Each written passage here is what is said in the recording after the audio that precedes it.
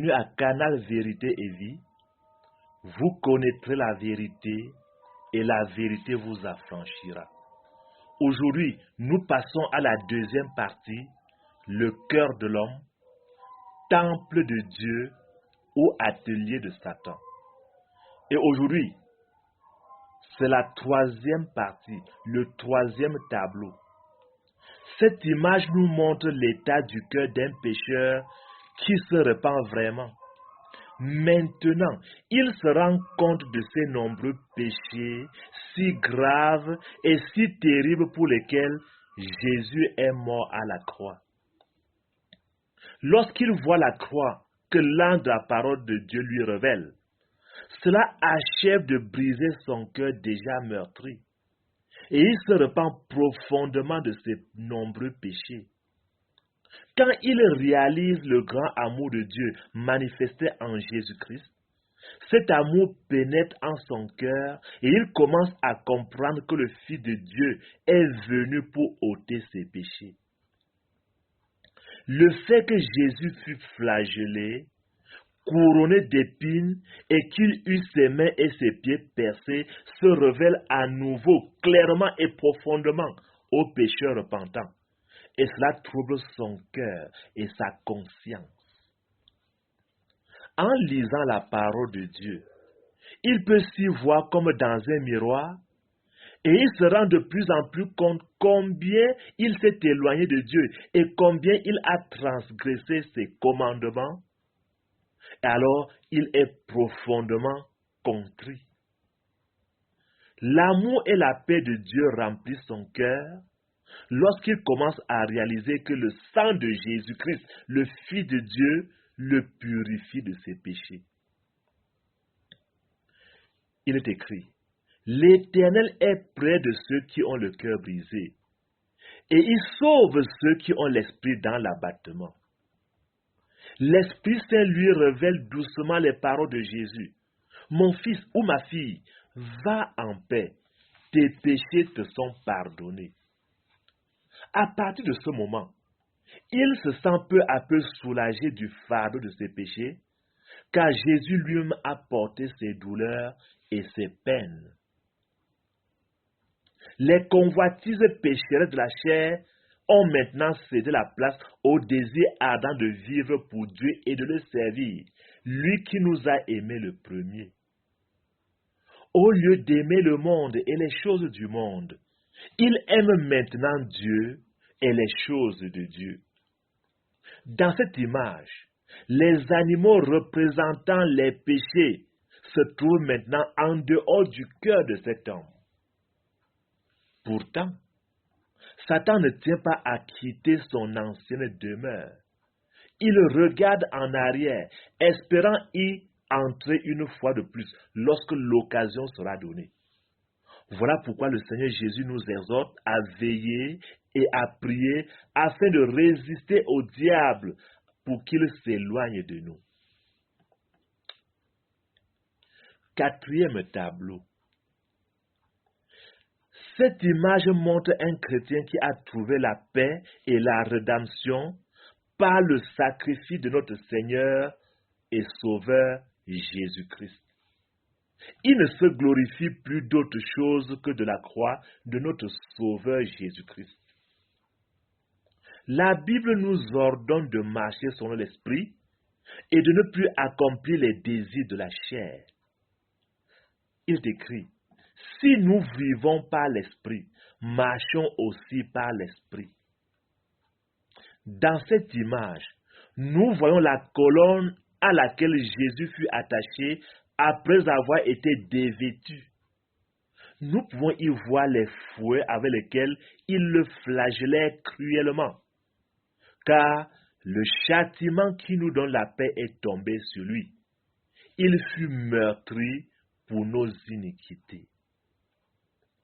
Nous y voyons les instruments de torture utilisés par Hérode et ses amis. La couronne d'épines, le roseau, le fouet, etc. Il y a tant de chrétiens qui ne le sont que de nom. Ils prient dans les églises, prennent la Sainte Seine, chantent des cantiques et cependant, ils crucifient leur Seigneur tous les jours, à nouveau, par leurs actes de méchanceté. Ne vous y trompez pas. Il est clairement écrit. Ceux qui me disent Seigneur, Seigneur, n'entreront pas tous dans le royaume des cieux, mais celui-là seul qui fait la volonté de mon Père qui est dans les cieux.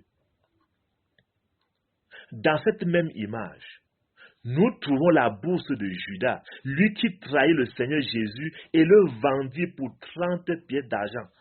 Tout cela par l'amour de l'argent qui s'était emparé de son cœur, en obscurcissant son esprit.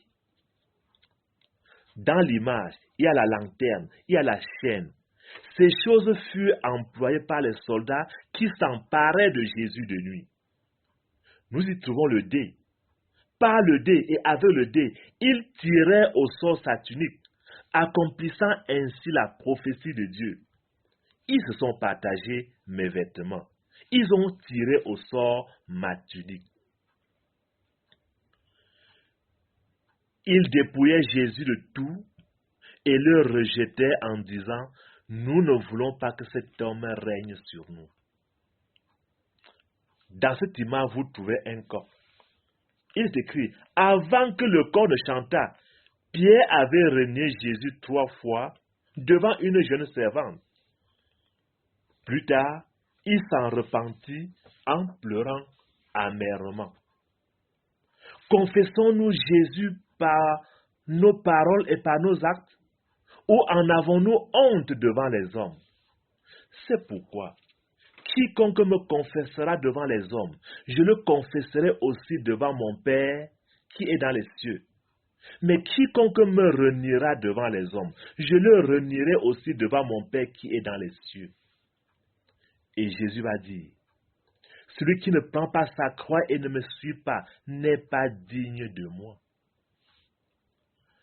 Je prie que le Seigneur vous interpelle avec ces vérités éternelles. Passons au 5e tableau. Il présente le cœur purifié et sanctifié du pécheur, sauvé par la grâce, sauvé par la miséricorde abondante de Dieu. Ce cœur est vraiment devenu le temple de Dieu, la demeure de Dieu le Père, Dieu le Fils et Dieu le Saint-Esprit. Ça, c'est selon les promesses de Jésus lui-même. Il a dit, si quelqu'un m'aime, il gardera ma parole et mon Père l'aimera. Nous viendrons à lui et nous ferons notre demeure chez lui. Par Jésus-Christ, Dieu honore, bénit et redresse l'homme. Ce cœur est maintenant le temple de Dieu. Le péché en a été chassé. Comme on peut le voir, au lieu des animaux dominés par Satan, le père de mensonges, nous y voyons le Saint-Esprit, l'Esprit de vérité. Après avoir été le siège de la chair, le cœur est devenu un magnifique arbre portant les fruits de l'Esprit tels que l'amour, la joie, la paix, l'humilité, la douceur, la bonté, la fidélité, la patience, la bénignité, la tempérance et bien d'autres encore, agréables à Dieu et aux hommes. Le secret de cette abondance de fruits, c'est que la personne demeure en Christ et garde ses commandements. Puisqu'il a été rempli du Saint-Esprit, puisqu'il a été baptisé du Saint-Esprit, la personne a la puissance de vaincre la chair et ses convoitises, de crucifier chaque jour le vieil homme. Pour dire vrai, c'est le cœur idéal que Dieu aime, selon qu'il est écrit. Heureux ceux qui ont le cœur pur, car ils verront Dieu. Et je vous assure, ce n'est pas facile. Le roi David savait que la plus grande bataille se livrait dans son propre cœur, malgré ses richesses, malgré ses victoires sur ses ennemis extérieurs. Il a réalisé ses manquements intérieurs. Alors il a prié, « Ô Dieu, crée en moi un cœur pur, renouvelle en moi un esprit bien disposé. » Avant que nous ne puissions continuer, retenons que personne ne peut purifier son propre cœur. Ce n'est qu'en se repentant sincèrement devant Dieu, comme le fit le roi David, demandant à Dieu de pardonner, qu'un homme peut avoir un cœur nouveau par la repentance. Dans cette image, nous voyons aussi réapparaître l'ange. Il est connu que les anges sont destinés à servir ceux qui hériteront la vie éternelle. Et ils ont ordre de camper autour de ceux qui craignent Dieu pour les arracher du danger. De même, le diable est visible. Il se tient près du cœur comme s'il guettait le moment favorable pour rentrer dans son ancienne demeure. C'est pourquoi l'apôtre Pierre nous exhorte à veiller et à prier, car, dit-il, votre adversaire le diable rôde comme un lion rugissant, cherchant qui il dévorera. Très souvent, il est déguisé en ange de lumière, séduisant des croyants qui manquent de vigilance. 6e tableau. Voilà le triste portrait d'un rétrograde. L'un de ses yeux se ferme parce qu'il commence à s'endormir dans sa vie de chrétien. L'autre œil regarde effrontément autour de lui, faisant la cour au monde. La lumière intérieure s'est obscurcie et dans son cœur, les signes de sa disponibilité à souffrir avec Christ ne sont plus guère visibles. Il est entouré de tentations auxquelles il succombe au lieu de leur résister. Au lieu d'écouter la voix de Dieu, il commence maintenant à écouter les propositions subtiles et les vaines promesses du tentateur. Il se peut qu'il aille encore à l'église, cachant son amour du monde sous le manteau de la religion. Mais l'amour de Dieu s'est refroidi dans son cœur il y a très longtemps. Son esprit est partagé entre différentes opinions. Il commence à flirter avec le monde alors qu'il prétend toujours aimer Dieu dans son cœur. L'étoile de la conscience s'est ternie. Il ne porte plus sa croix allègrement. Elle est devenue pour lui un fardeau lourd et indésirable. Sa foi devient vacillante. Il cesse d'entrer en communion avec Dieu par la prière et tombe dans l'indifférence et la négligence due à l'état de son cœur. Il fait peu à peu place aux tentateurs, aux aguets, tout près de son cœur. Il jouit davantage de la compagnie des gens du monde au lieu de la fraternité des vrais croyants.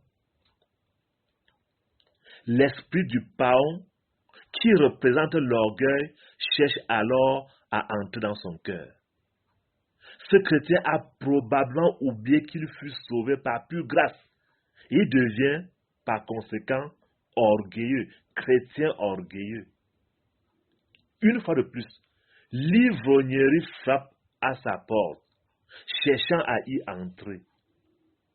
En pareil cas, le diable lui dit à l'oreille qu'une seule occasion de péché ne nuira pas à son salut. Les pensées et les convoitises charnelles se font sentir. Il peut arriver qu'il se délecte tout à coup des plaisanteries douteuses. Il peut encore fréquenter les lieux de plaisir peu recommandables. Il se laisse suggérer par l'adversaire que la chair est faible et que l'esprit est disposé. La réalité est autre. Si nous donnons le petit doigt au diable, il ne manquera pas de s'emparer de la main entière, attirant ainsi l'âme et l'esprit dans l'enfer éternel. C'est pourquoi Dieu nous exhorte solennellement à fuir les convoitises de la jeunesse et à ne pas jouer avec le péché sous quelque forme que ce soit. L'homme que nous voyons poignarder le cœur dans cette image représente les moqueurs et les adversaires du christianisme. de leurs lèvres moqueuses et de leur langue calomniatrice, ils poignardent et blessent le cœur des chrétiens. Un cœur partagé ne peut pas survivre à de telles attaques. Un tel chrétien se met à craindre les hommes plus que Dieu. Et le Seigneur Jésus va dire, veillez et priez afin que vous ne tombiez pas dans la tentation. Passons au 7e tableau. Cette image montre l'état du cœur rétrograde.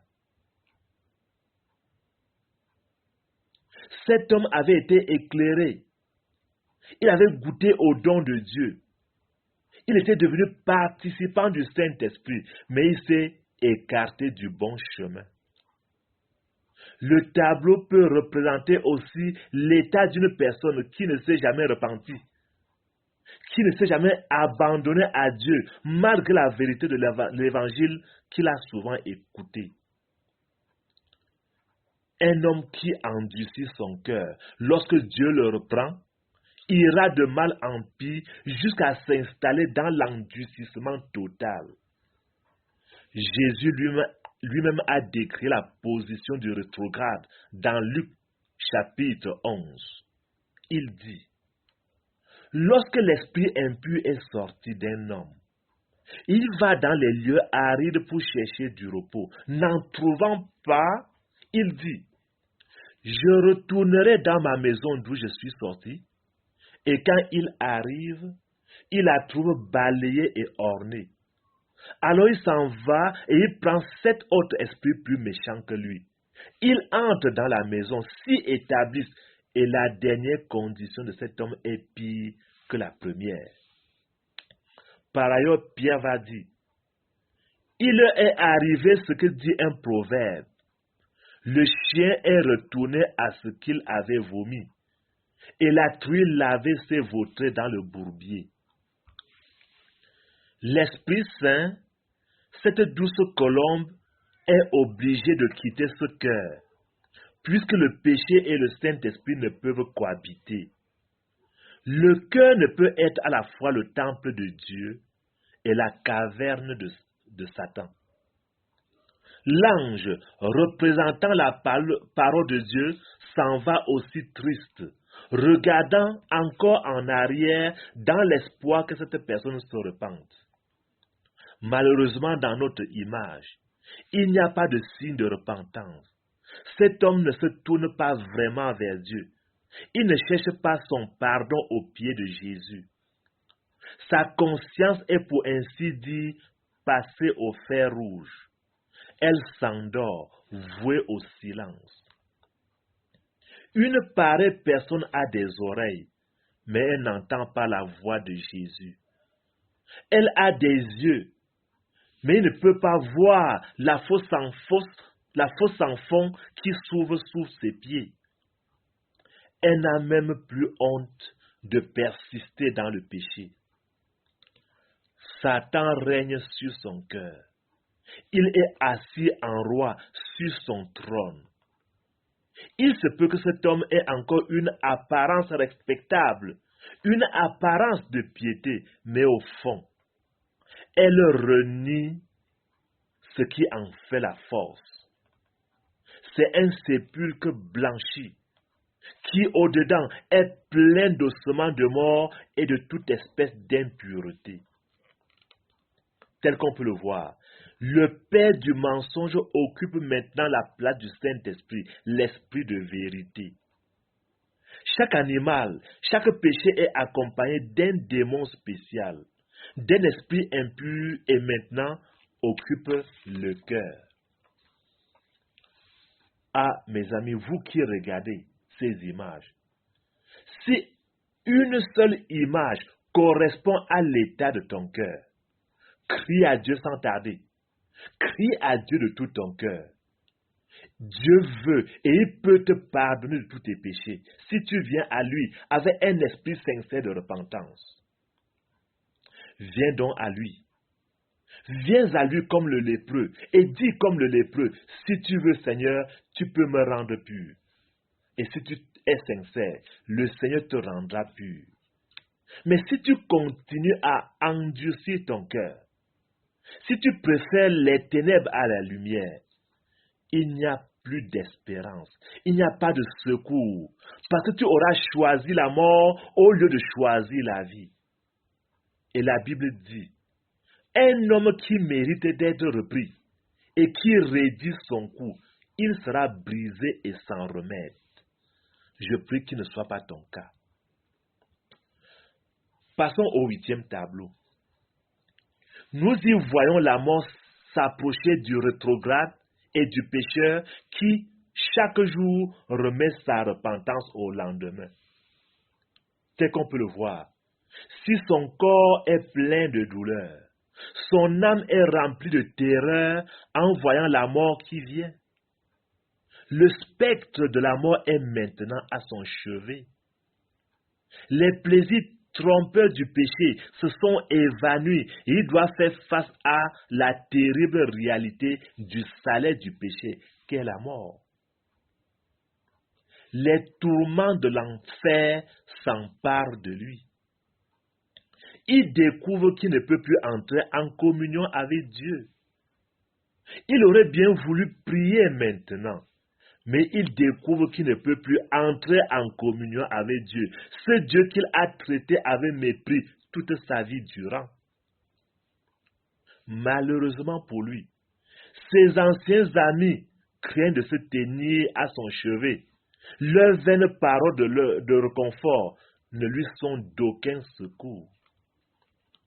Ses richesses, probablement mal acquises, ne peuvent ni prolonger sa vie, ni sauver son âme, ni en apaiser l'agonie.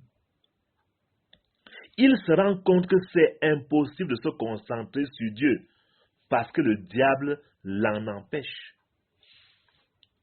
Tout ce qu'il aimait auparavant, tout ce pourquoi il a vécu semble l'ignorer maintenant.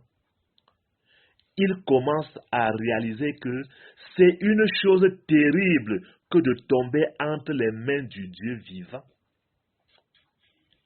Il avait peut-être espéré se mettre en règle avec Dieu un beau jour, peut-être sur son lit de maladie et de mort, mais maintenant, il découvre que c'est trop tard.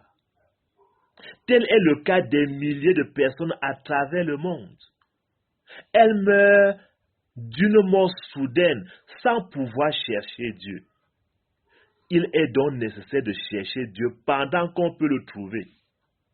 La Bible va dire, prépare-toi à la rencontre de ton Dieu.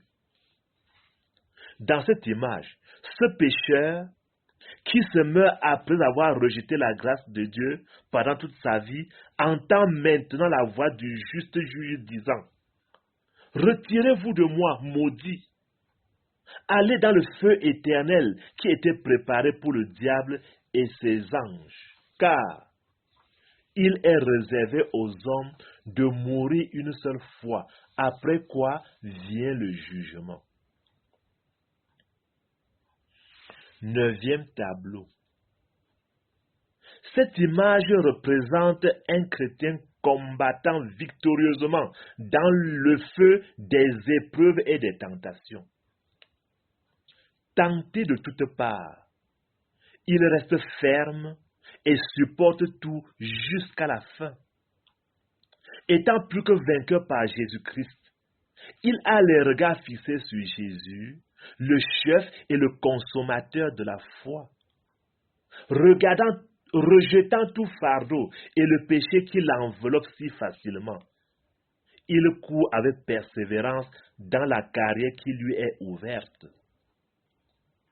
Satan et toute sa cohorte entourent le cœur du croyant victorieux, essayant en vain de le faire dévier du droit chemin. L'orgueil, l'amour de l'argent, les démons de l'immoralité et bien d'autres vices sont symbolisés sur cette image.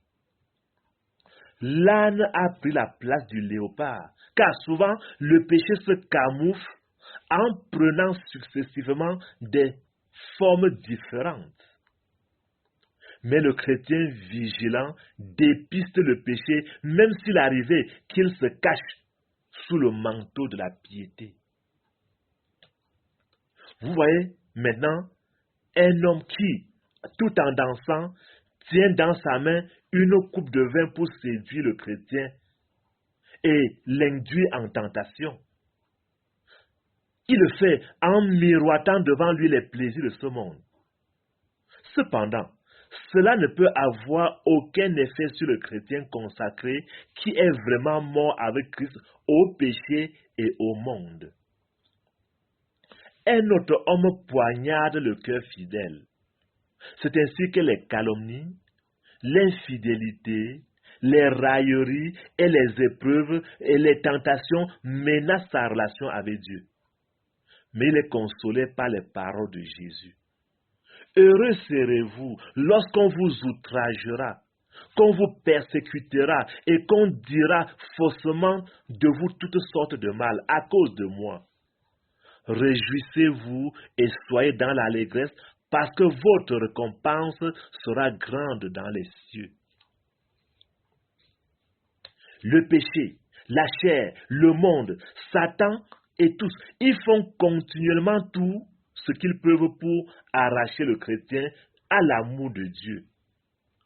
Cependant, nous pouvons dire avec l'apôtre, dans la joie et dans la confiance, qui nous séparera de l'amour de Christ?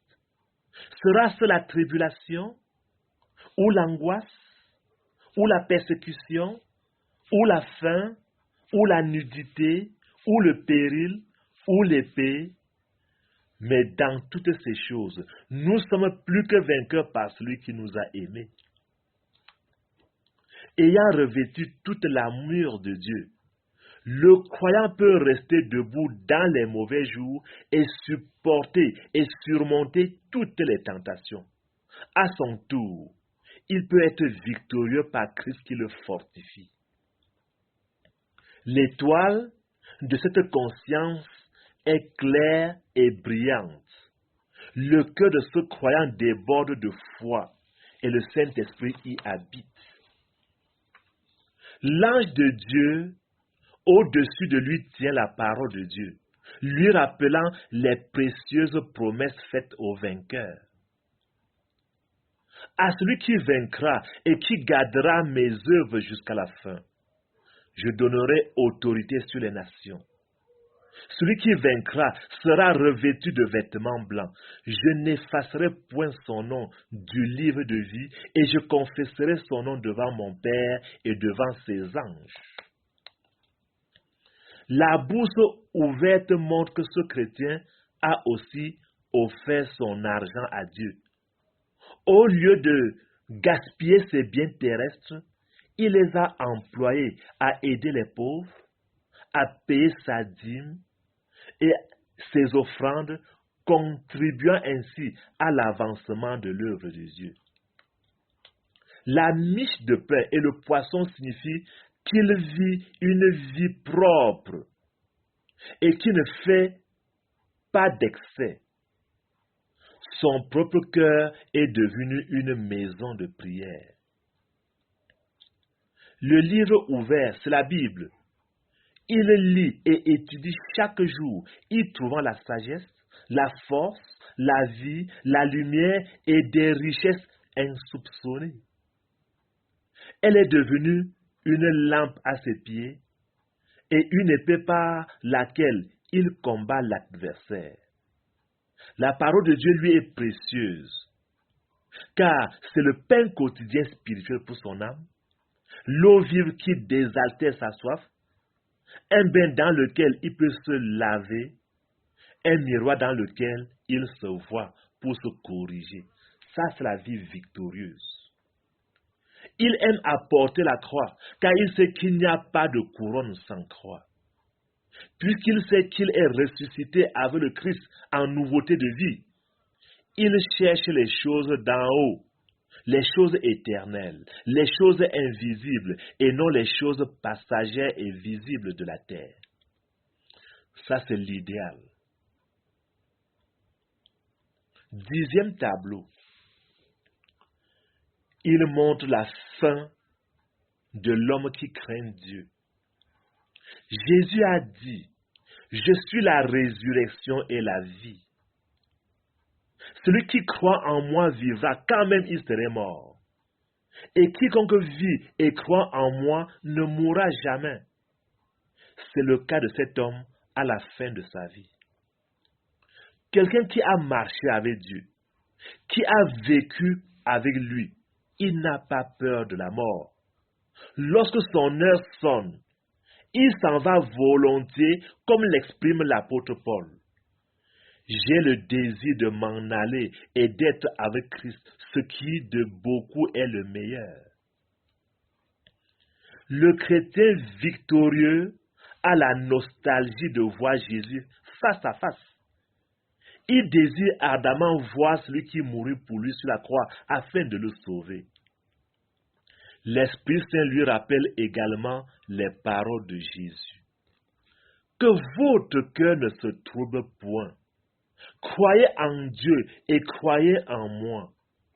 Il y a plusieurs demeures dans la maison de mon Père. Je reviendrai et je vous prendrai avec moi, afin que là où je suis, vous y soyez aussi. Quelle bienheureuse espérance! Il n'y a pas de langage adéquat pour exprimer la gloire des lieux célestes préparés pour ceux qui marchent sur les traces de Jésus sur cette terre. En lieu et place de l'horrible squelette, comme dans le tableau de celui qui est mort sans Jésus, nous voyons dans cette image l'ange, le messager de Dieu. Il attend afin de pouvoir ramener à Dieu le pécheur justifié. L'âme et l'esprit sont libérés des liens du corps mortel. Ils prennent l'heure et sortent vers celui qui a sauvé son âme, qui l'a aimé et pour qui il est mort à la croix du calvaire.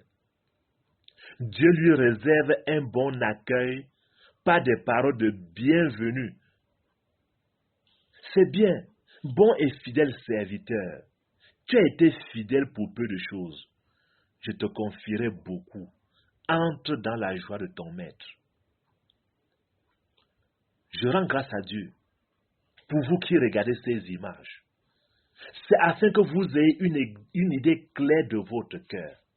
Et comme je l'ai dit précédemment, depuis le premier enseignement, ceci afin que vous ayez une idée de l'état de votre cœur. Car nous l'avons dit, la qualité de votre cœur détermine votre destinée, soit au ciel, soit en enfer. Toi donc, qui visionnes ce miroir du cœur, que Dieu t'aide à voir ton cœur tel que Dieu lui-même le voit.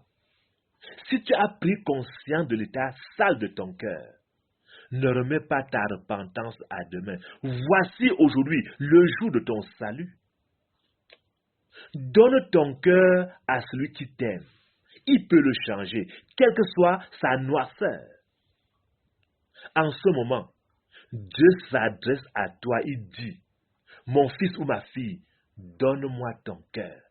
Faites-le maintenant, il le transformera et vous serez prêts pour le royaume des cieux. Donne à Jésus ton cœur fatigué, ton cœur impur et rempli de péché, ton cœur déçu, ton cœur qui souffre. Il te donnera un nouveau cœur qui peut entrer au ciel. Il peut te donner un nouvel esprit. Mes chers amis, mon cher ami, ne te laisse pas leurrer par ton propre cœur trompeur en suivant ses désirs, car le cœur de l'homme est tortueux par-dessus tout. Qui peut le connaître? Je m'adresse pour ceux qui sont déjà chrétiens, qui ont été déjà chrétiens. Si le cœur de rétrograde t'a parlé, voici un moment capital. Reviens à Jésus. Laisse tes vaines pensées. Laisse les justifications sans sens. Reviens à Jésus aujourd'hui. Il te pardonne. Efforce-toi par la sainte foi. Prie par l'Esprit Saint. Tiens-toi dans l'amour de Dieu, regardant Jésus, le chemin, la vérité et la vie. Lui, notre Seigneur, qui reviendra bientôt chercher les siens. Je t'encourage à te décider maintenant. Je t'encourage à te lever pour Jésus maintenant. Or, à celui qui peut vous préserver de toute chute et vous faire paraître devant sa gloire irrépréhensible et dans l'allégresse, à Dieu seul, notre Seigneur, par Jésus-Christ, soit la gloire, majesté, force et puissance, dès avant tous les temps, et maintenant, et dans tous les siècles. Amen. Que le Seigneur te bénisse. Bonne décision. Et rendez-vous bientôt au ciel, dans le nom puissant de Jésus-Christ. Amen.